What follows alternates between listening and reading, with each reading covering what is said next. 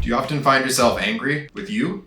Mad at yourself? This guide will help. So simply, we have made a decision as human beings, and that decision is to treat ourselves as a separate identity. What do I mean by that? Well, we have the capacity to feel joy, happy with ourselves, grateful to ourselves, but also angry, sad with ourselves, mad at our behavior. We can get angry at ourselves in giving us an emotional outlet as a target, in allowing us to target ourselves as a receiver of emotions also from ourselves. We are creating a distinct second self.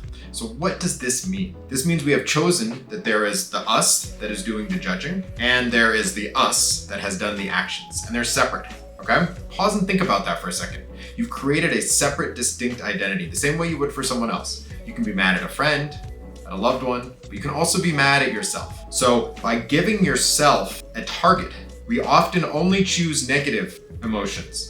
And I want you to really think about that. When was the last time you were proud of yourself? You were happy with yourself. You were kind, lenient with yourself. Now we do this with our friends, the people we care about. We forgive them, we love them, we encourage them. When they make mistakes, we don't belittle them constantly. We try to find reasons to be joyful and happy for who they are. And we try to be compassionate when they make mistakes. Yet it's so difficult for us to do this with ourselves. And if you're not able to do it with yourself first, it doesn't matter if you're able to do it with other people, because you don't truly believe it. If you yourself are unwilling and unable to give yourself compassion and kindness, then is it real compassion and kindness that you can give to someone else? Probably not.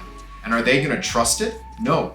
Some part of them is gonna feel that you're not able to give that to yourself. So when you give it to them, it's not gonna have the same weight to it. It doesn't anchor in the same way. So I'm just gonna give you a couple of quick tips on how you can actually change this. It's a slow process, but it's something that you can do. And it just requires a two-step process.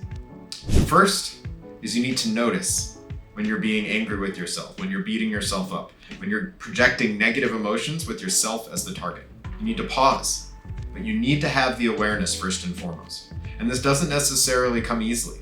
It can be challenging, but this is really important, because if you're able to create that sense of awareness around the times that you are feeling negative towards you, then you can start to change it, okay? So let's say you've been practicing this for a couple hours, a couple weeks, and you feel now when you start to get angry with yourself, just as you feel when you start to get angry with someone else, right? It's a sensation that you can have. And afterwards you can always tell, right? Because you feel your heart beat fasting, your temperature has risen. All of the standard emotional responses to anger happen when you're angry with you.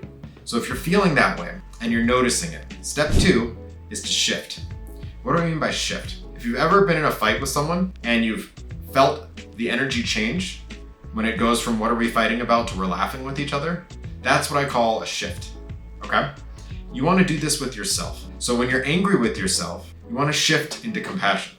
You wanna say, that wasn't your best. I know you can do better, but it's okay. You're trying really hard. You can say to yourself, that wasn't what I wanted to do, but now I have awareness and I'm gonna do a better job next time. It's the same things you would say to a friend, to a family member. Because you're creating this target that you've given to yourself, you already know you've targeted another person how to give them kindness and compassion. You obviously know how to give them anger and frustration, but you know how to give someone else kindness and compassion. The key is to do the exact same things you're doing for someone else to yourself. So when you make a mistake, rather than getting angry with you, you can feel that anger coming on and say, hold up, this isn't how I want to talk to myself. I'm gonna be kind and compassionate and loving towards me. It's hard. But when you start to do it, it changes everything. It allows you to go through life with a much lighter air and quality to you, because you're not holding all of this targeting behavior towards yourself. You're not looking for outlets in other people to target with that behavior either. You become a more accepting, kind, open person. Give this a try.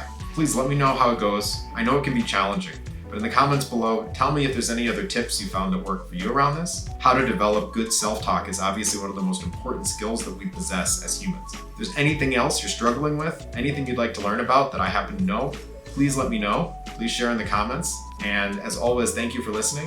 Have a wonderful day.